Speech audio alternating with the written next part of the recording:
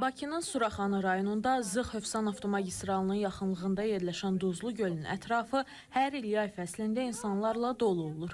Gölü şəfa mənbəyi hesab edənlər burada çimir və gölün dibindən yığılan palçığı bədənlərinə sürtüb günəş vannaları qəbul edirlər. Sakinlərin dırnaqarası möcüzəvi hesab etdiyi bu vərdiş tibbi baxımdan nə dərəcədə əsaslıdır? Bu palçıq həqiqətənmi şəfa mənbəyidir, yoxsa sadəcə inancdan irəli gəlir? Mütəxəssislər məsələyə fərqli yanaşır. Müalicə adı ilə edilən ehtiyatsız addımlar, məsələn, başı və gözləri palçıqlı suya batırmaq daha ağır fəsadlara yol aça bilər. İstilərin təsirindən ürək-qan damar sisteminə həddindən artıq yükün minməsinə və ürək-qan damar sistemi xəstəliyin kəskinləşməsinə gətirib çıxarda bilər. Sadəcə dediyimiz kimi, bəzi revmatoloji xəstəliklərdə, oynaq problemi olan insanlarda qısa müddətli istinin təsirindən, oradakı isti suyun təsirindən və duzun təsirindən rahatlama olur ki, yəni bu da rahatlama isə uzun müddət davam etmir.